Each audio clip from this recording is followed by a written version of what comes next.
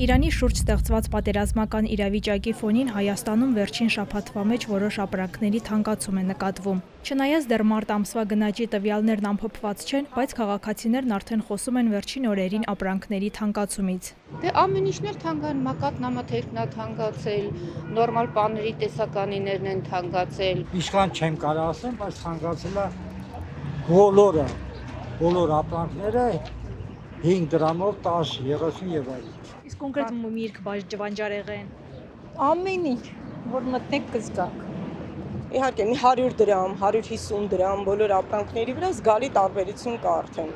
Մերձավոր Արևելքում հակամարտության սրումը ազդեցություն է թողնում Հայաստանում գնաճի վրա։ Իրանը փակել է Հորմուզի նեղուցը, որով համաշխարհային շուկա էր մատակարարվում աշխարհի էներգետիկ պաշարների 20%-ը։ Դրա պատճառով նավթի գները շեշտակի բարձրացել են, իսկ Հայաստանում արդեն մարտի 10-ից որոշ լցակայաններում բենզինի թանկացում է նկատվել։ Տնտեսագետի խոսքով Հայաստանի ընդհանուր բեռնափոխադրումների 15%-ն անցնում էր Իրանի տարածքով։ Այժմ ամբողջը կենտրոնացել է Վրաստանի ուղղությամբ, ինչը ևս լուրջ խնդիր է։ Վրաստանից կախվածությունը անշուշտ Հայաստանի համար լրացուցիչ ծախս, լրացուցիչ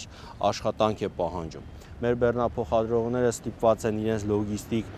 ուղիները փոխեն Բանդարաբասից դեպի Փոթի, որը լրացուցիչ ծախս է պահանջում, լրացուցիչ ժամանակ։ Օրինակ ասիական երկրներից Բանդարաբասով Հայաստան բեռնափոխադրումը տևում էր 60-ից 70 օր, իսկ Փոթիով 80-ից 90 օր, այսինքն մոտավորապես 15-20%-ով երկարում է տևողությունը եւ նաեւ տրանսպորտային ծախսերը նույնպես ավելանում են։ Իրանը դադարեցրել է սննդամթերքի արտահանումը, մինչդեռ տնտեսագետի խոսքով Հայաստանն այնտեղից տարեկան մոտ 30-ից 35 միլիոն դոլարի կաթնամթերք, բանջարեղեն ու միրգ է ներկրում, հատկապես ձմռանը եւ գարնանը, երբ տեղական արտադրությունը քիչ է։ Կենտրոնական բանկի գնահատմամբ Մերձավոր Արևելքի հակամարտությունը Հայաստանում կարող է 1,2-ից 1,7% գնաճ առաջացնել, պայմանավորված նավթի թանկացմամբ, այլընտրանքային լոգիստիկ ուղիների ծախսերով եւ Իրանից բարենի ներկրման դժվարացմամբ։ Սա ռիսկերի տիրույթում է, այսինքն մենք չենք ասում, որ սա տեղի ունենալու, բայց տեղի ունենալու պարագայում գնաճի վրա ազդեցությունը կլինի 1,2-ից 1,7%։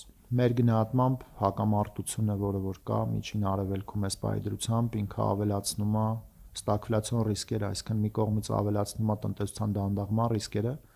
մյուս կողմից իր մեջ ունի որոշակի ներուժային պոտենցիալ գնաճի ավելացման տեսանկյունից, ինչը բավականին անցանկալի երևույթ է լինելու մեզ համար,